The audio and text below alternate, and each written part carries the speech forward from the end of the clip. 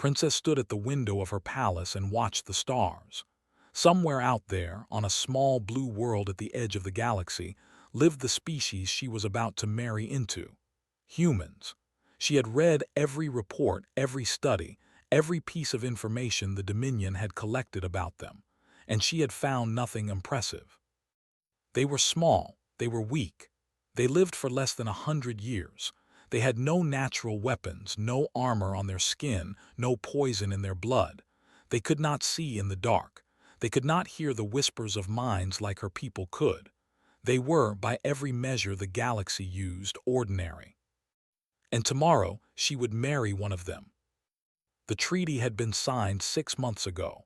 The Dominion needed allies. The humans needed friends in a galaxy that had not been kind to newcomers.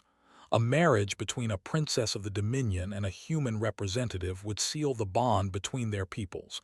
It was politics. It was duty. It was the price of peace. Had accepted it without argument. She was the seventh daughter of the Emperor, far from the throne but close enough to matter. Her life had always belonged to the Dominion. This was simply another way to serve. But she had hoped, in some small part of her heart, that her husband would at least be interesting. Cole arrived on Prime with a small group of human diplomats, watched from the balcony as their ship landed in the palace courtyard. The humans walked down the ramp in their strange clothes, looking around with wide eyes at the crystal towers and floating gardens of her home. They seemed so small against the grandness of the Dominion. And then she saw him. He was not tall, even by human standards. His hair was dark, cut short in a practical style. His face was calm, almost blank, showing nothing of what he might be feeling. He wore a simple gray uniform with no medals or decorations. He looked like a clerk, she thought, a record keeper, someone who spent his days pushing papers and attending meetings. This was to be her husband, this ordinary, unremarkable man. The bonding ceremony was held 3 days later. It was a grand affair, with representatives from 100 worlds watching as and spoke the words that would tie their lives together. She towered over him by nearly a foot. Her skin was pale blue, her eyes like liquid gold, her hair a cascade of silver that floated around her shoulders as if moved by an invisible wind. Next to her alien beauty, looked even more plain. He spoke his vows in her language. His pronunciation was perfect, without accent or hesitation. That surprised her. Most species took years to learn the tongue with its complex tones and subtle meanings. He had learned it in 6 months. When the ceremony was complete, he turned to her and smiled. It was a gentle smile, warm and genuine. "I know this is not what you wanted," he said quietly, so only she could hear. "I will try not to be a burden to you." She did not know how to respond to that. On Prime, husbands did not apologize for existing. They demanded, they claimed, they fought for dominance. Simply smiled and stepped back, giving her space. The first months of their marriage passed in strange silence. They lived in the same palace but rarely saw each other. Spent his days in the diplomatic quarter, attending meetings and building relationships with the noble houses. Continued her own duties, managing the affairs of her household and representing her father at official functions. When they did meet, he was always polite, always calm. He asked about her day. He remembered small details she mentioned in passing. He never raised his voice or made demands. He never tried to touch her without permission. The court did not know what to make of him. Some called him weak. Others called him clever, playing a long game they could not see. The noble houses sent their daughters to test him, beautiful women who offered themselves with sultry smiles and promises of pleasure. Declined them all, gently but firmly. "I am married," he told one persistent lady. "I take my vows seriously." The lady had laughed in his face. "Vows are politics, human. Everyone knows this." "Perhaps," had replied, "but I am human. We do things differently." Heard about these encounters from her servants. She told herself she did not care. He was her husband in name only, a political tool like herself. What did it matter if he was faithful or not? But still, something about his refusals made her curious. She began to watch him more closely. At diplomatic functions, she noticed how he moved through the crowd. He spoke to everyone from the highest lords to the lowest servants. He remembered names. He asked questions. He listened more than he talked. And everywhere he went, people seemed to relax in his presence. It was strange. Her people were predators by nature, always alert for threats, always ready to fight. But around, even the most aggressive nobles seemed to soften. It was as if his calmness was contagious. One night she found him on the observation deck, alone in the darkness. He stood at the window, staring out at the stars with an expression she could not read. She almost turned away, not wanting to disturb him, but something made her stay. "Do you miss it?" she asked. "Your home world?" He turned to look at her, surprised by her presence. Then he smiled that gentle smile. "Sometimes," he admitted, "Earth is very different from this place. Smaller, messier, less beautiful in many ways." He paused. "But it is where I learned who I am. That is hard to leave behind." "Who are you?" The question came out before she could stop it. Was quiet for a long moment. The starlight reflected in his eyes, making them seem deeper than they should be. "I am still figuring that out," he said finally, "but I know one thing: I am someone who keeps his promises." He turned back to the stars. "I promise to protect you, whatever that means, whatever it costs. I will keep that promise." She did not know what to say. No one had ever spoken to her like that before. No one had ever offered her protection as if it was a gift rather than a chain. She left the observation deck without another word. But as she walked back to her chambers, she found herself thinking about his eyes. There had been something in them behind the calmness and the gentle smiles. Something old, something patient, something waiting. She did not know what it was. But for the first time since her marriage began, Princess of the Dominion found herself curious about her ordinary human husband. The alarm came in the middle of the night. Woke to the sound of emergency bells ringing through the palace. She pulled on her robe and ran to the command center, where her father's generals were already gathering around the display screens. The images showed ships, hundreds of ships. They hung in the darkness of space like a swarm of insects, their hulls black and covered with sharp edges that looked like teeth. Felt her blood go cold. She knew those ships. Every child of the Dominion knew them. The had returned. They were slavers. They had terrorized the galaxy for thousands of years, taking what they wanted and destroying what they could not use. The Dominion had fought a war against them 3 generations ago. They had won, but at a terrible cost. Own grandmother had been captured during that war.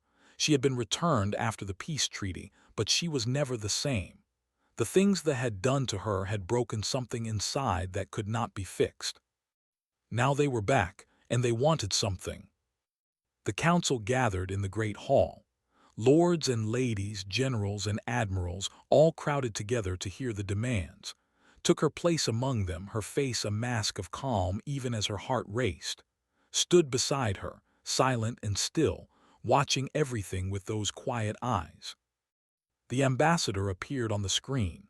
He was tall and thin, with a body like a praying mantis and a face full of sharp mandibles. His voice clicked and hissed as he spoke, the translation machine turning his words into something they could understand. "The Dominion has grown weak," the ambassador said. "You hide behind treaties and alliances. You have forgotten what it means to be strong." His mandibles spread in what might have been a smile. "We have come to remind you." "What do you want?" the emperor asked. His voice was steady but could see the tension in his shoulders. "A simple tribute," the ambassador replied. "A gift to show your respect. We want the princess. Give her to us and we will leave your worlds in peace.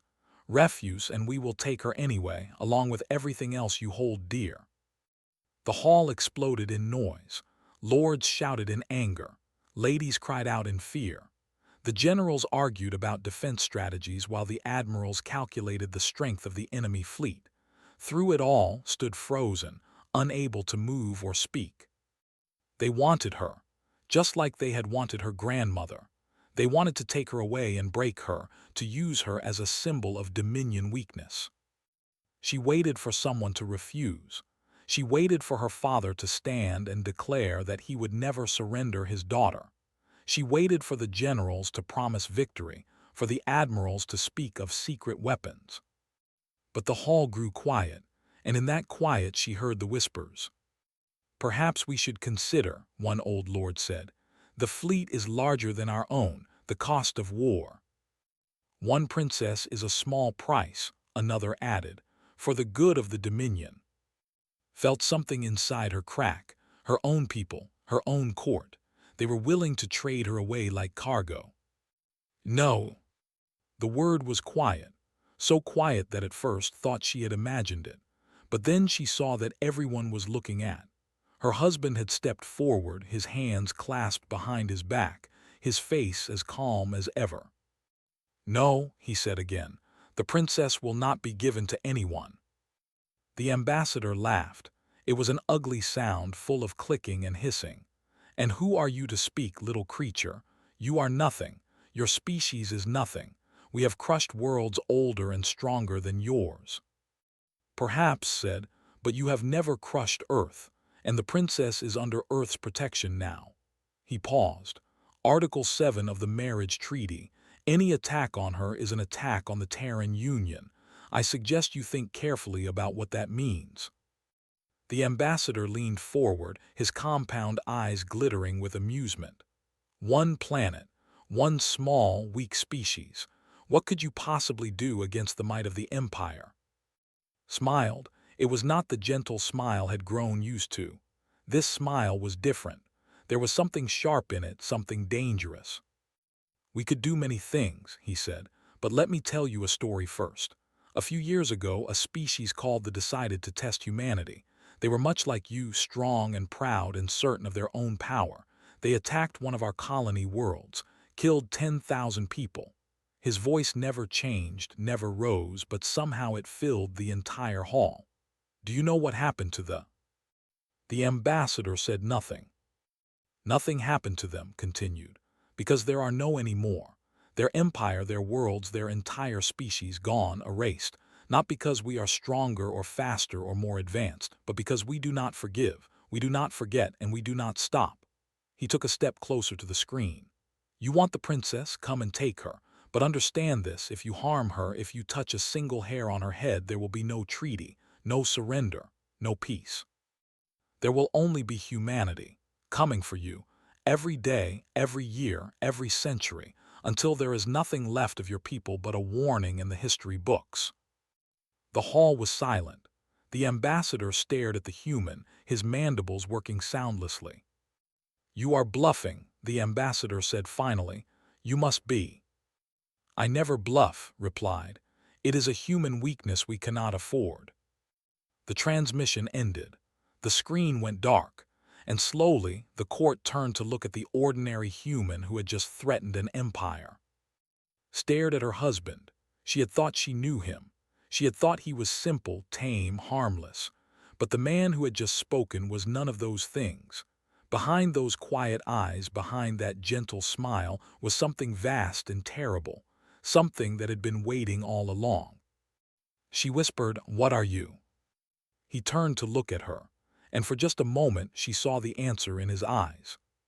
He was human, and that, she was beginning to understand, was far more dangerous than she had ever imagined. They did not listen. 3 days after delivered his warning, they sent a strike team to the palace. It was supposed to be quick and quiet. A small group of elite warriors would slip through the defenses, grab the princess, and escape before anyone could respond. They had done this 1,000 times on 100 worlds. It always worked. But this time they made a mistake. They did not take the human seriously. Was in her private chambers when the attack began. She heard the alarms first, a high screaming sound that meant the palace had been breached. Then came the weapons fire, the shouts of guards, the terrible clicking sound of war calls. 4 of her personal guards rushed into the room. They were the best warriors in the Dominion, trained from birth to fight and kill. They formed a circle around her, their weapons ready, their faces hard. "We must get you to the safe room, Princess," the captain said. "The enemy is already inside the palace." They moved into the hallway. The sounds of battle were getting closer. Could hear the screams of servants and the crash of breaking walls. They were cutting through the palace like a blade through paper. They turned a corner and came face to face with the enemy. Two warriors stood in the hallway. They were massive, nearly 8 feet tall, with bodies covered in hard black armor that grew from their own skin. Their arms ended in long curved blades that could cut through steel. Their compound eyes glowed with hunger. The captain attacked first. He was fast, incredibly fast, his blade a blur of light as he struck at the nearest enemy. But there was faster. Its arm came up, blocking the blow, and then it struck back. The captain flew through the air and crashed against the wall. He did not get up. The second guard died before she could even swing her weapon. The third lasted 2 seconds longer. The fourth managed to wound one of the before her head was taken from her shoulders. Stood alone. The two warriors approached her, their blades dripping with blue blood. One of them made a sound that might have been laughter. "The princess," it said, "our masters will be pleased. You will learn to serve, little creature, just like your grandmother did." Wanted to run, she wanted to scream, but her body would not move. Fear had frozen her in place, cold and complete. Then a voice spoke from behind the. "You should not have said that." Walked around the corner. He was not running. He was not armed. He simply walked toward them as if he was taking a stroll through a garden. His face was calm. His hands were empty. "Get behind me," he said too. "No," her voice finally worked. "They will kill you. Run, please." "I cannot do that." He stopped a few feet from the warriors. "I made a promise." They looked at each other. Then they laughed, a horrible clicking sound. "The human," one of them said, "we heard about you. You made threats to our masters. Bold words for a creature with no claws, no armor, no weapons." It raised its blade. "Let us show you what real warriors can do." It attacked. The blade came down in a strike that should have cut in half. But was not there anymore. Did not understand what she saw. One moment there was attacking. The next moment it was stumbling forward, its blade hitting empty air. Had moved, somehow, a single step to the side that put him exactly where the blade was not. He struck the warrior's leg. It was a simple movement, a push with the palm of his hand. But the warrior's leg bent in a direction legs should not bend. They screamed and fell. The second warrior attacked immediately. It was faster than the first, its blades cutting through the air in patterns designed to kill anything that moved, but did not try to block or dodge. He moved with the attacks, sliding through the gaps between the blades like water through rocks.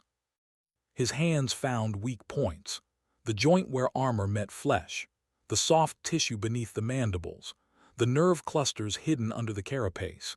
Each touch was precise, each strike devastating. There was stronger than him, faster than him, armed and armored while he had nothing but his bare hands. It did not matter. The warrior fell, stepped over its body and turned to face the first one, which was struggling to rise on its broken leg. One more strike and it was still. Stared, her mind could not process what she had just seen. 4 of her best guards had died in seconds, had killed both enemies with his bare hands. "How?" she whispered. Looked at her. There was blood on his face from a cut above his eye. His breathing was heavy, but he was alive. He was standing. "Humans are weak," he said. "We have known this since we first walked upright on our world. Everything was bigger than us, faster, stronger. We had no claws, no fangs, no armor. We should have died. We should have become food for the predators." He walked toward her, stepping over the bodies of the fallen. "But we did not die," he continued. "We learned. We watched the predators and studied their weaknesses. We built tools. We made plans. We fought together when we could and alone when we had to. And slowly, one generation at a time, we became the most dangerous thing on our planet. He stopped in front of her and reached out his hand. We are not strong, we are not fast. We do not have natural weapons or armor, but we have something else. We have 10,000 years of learning how to kill things bigger than us, and we never, ever give up. She took his hand. It was warm and strong and covered in blood. What happened to your world's predators? She asked. Smiled, it was not a gentle smile. We ate them. More sounds came from the hallway, more rushing toward them, turned to face them, putting himself between and the enemy. Stay behind me, he said. This time she did not argue. The battle ended at dawn. Palace guards finally arrived with heavy weapons and reinforcements. By then had killed 6 more warriors. He was wounded in a dozen places. 2 of his ribs were broken. He had lost enough blood that any would have been unconscious. But he was still standing, still fighting, still putting himself between and anything that tried to reach her. When the medics came to take him away, he refused to go until he was sure she was safe. The fleet retreated the next day. Word had spread through their ranks about what had happened in the palace. One human, unarmed and alone, had killed 8 of their elite warriors. It should have been impossible. It went against everything they knew about the universe. But it had happened, and suddenly the threats had made did not seem like bluffs anymore. The Dominion changed after that night. The court no longer whispered about the weak human consort. They bowed when he passed. They moved out of his way. They looked at him with something between respect and fear. But did not care about the court. She cared about answers. She found in the medical wing 3 days after the attack. He was sitting up in bed, reading reports on a tablet. Bandages covered most of his chest and arms. The cut above his eye had been sealed, leaving a thin red line that would become a scar. You should be resting, she said. He looked up and smiled. I have rested enough. There is work to do. The work can wait. She sat in the chair beside his bed. I have questions. I know. He set down the tablet. I have been waiting for them. Who are you, really? Was quiet for a moment. Then he spoke, his voice calm and steady. I was a soldier, he said. Before I became a diplomat, I served in the Terran Union's Special Operations Division. We handled problems that could not be handled through normal means. Terrorists, warlords, hostile alien species who thought humans would be easy prey. Thus said, the species you mentioned to the, was that true?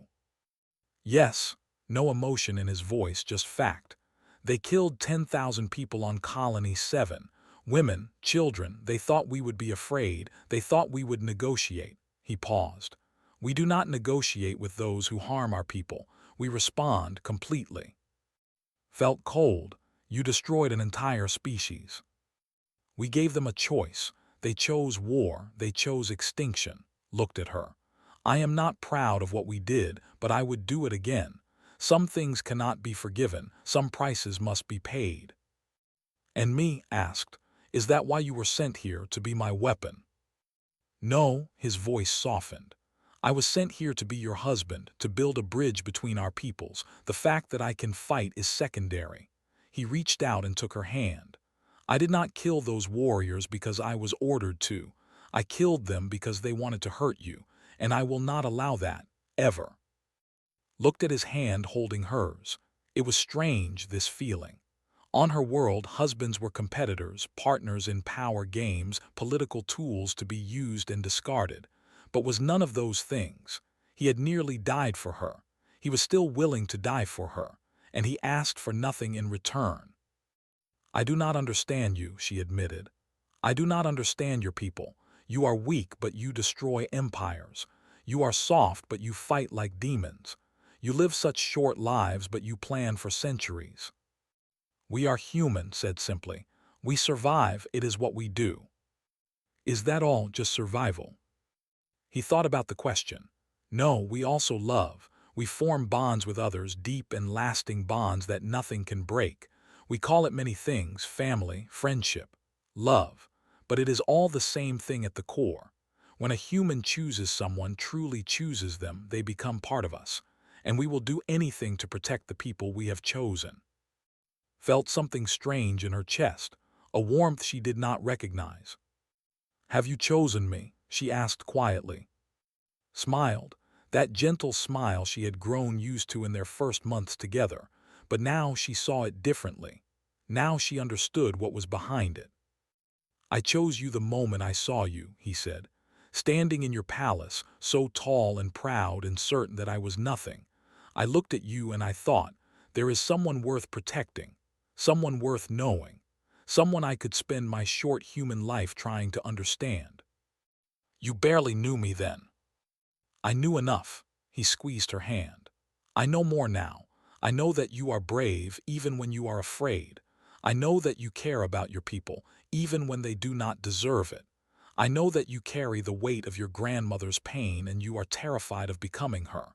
And I know that you are stronger than you believe." Tears formed in his eyes. She did not know why. She had not cried since she was a child. "How?" she whispered. "How do you see these things?" "Because I pay attention," lifted her hand to his lips and kissed it gently. "Because you matter to me, and the things that matter to us we see clearly." Did not know what to say. She did not know what to feel. Everything she had believed about humans, about her husband, about herself, was changing, breaking apart and reforming into something new. "I was wrong about you," she said finally. "I thought you were ordinary." "I am ordinary," smiled. "Every human is ordinary. That is our greatest secret. We are all just people, weak and flawed and afraid. But put enough ordinary people together, fighting for something they believe in, and we become something extraordinary." He pulled her closer, gently, giving her every chance to pull away. She did not pull away. "Let me show you," he said. "Let me show you what ordinary can become." 1 year passed. The galaxy changed in that time. The empire, once feared across 1,000 worlds, had begun to crumble. Other species, inspired by the story of the human who had stood alone against their warriors, started to resist.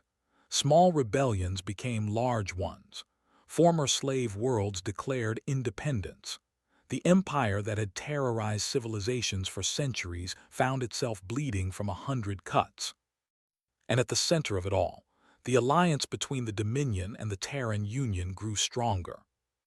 Watched these changes from her palace, her home that no longer felt like a prison.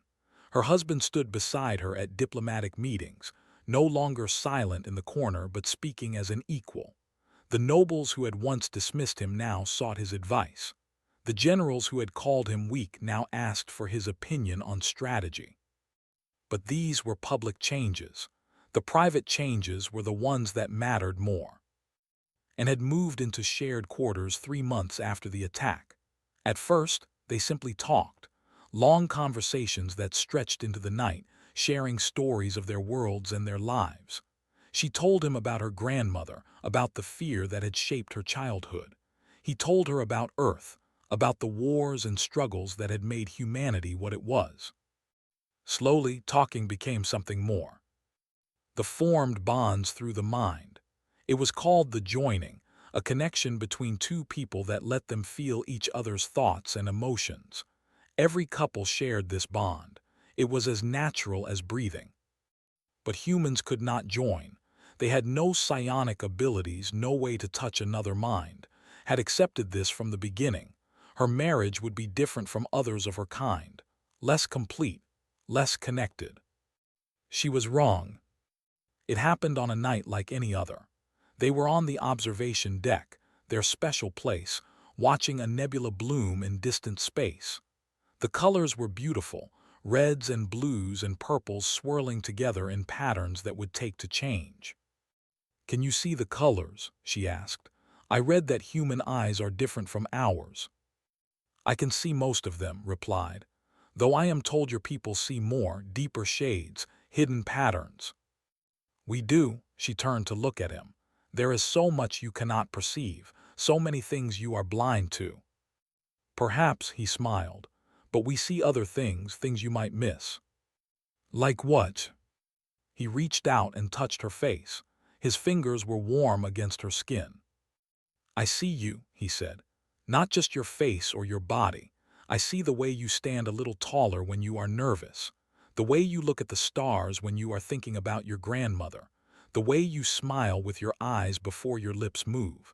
I see 1,000 small things that make you who you are, and I remember all of them. Felt her heart beat faster. That is not the same as the joining. No, it is not. His hand moved from her face to her hand, holding it gently. The joining lets you feel another person's mind, but what I offer is different. It is attention, dedication, a choice made every single day to see you and know you and care about what I see. It sounds exhausting. It is, he laughed softly.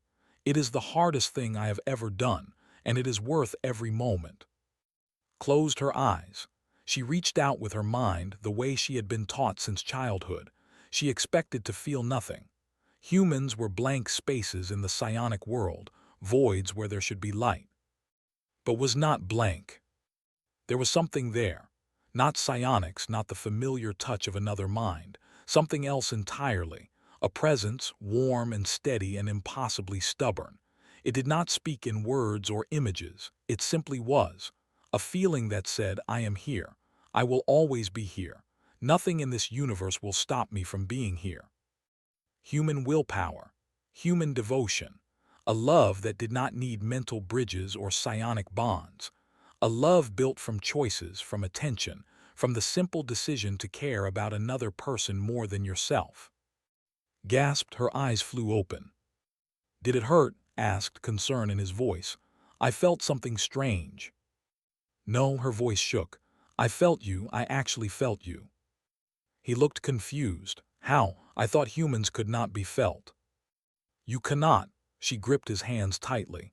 But your love can, your choice can. Whatever this feeling is, it touched me. It reached across the gap between our minds and found me. Was quiet for a moment. Then he smiled, and it was the most beautiful thing she had ever seen. I told you, he said, ordinary can become extraordinary. He pulled her into his arms.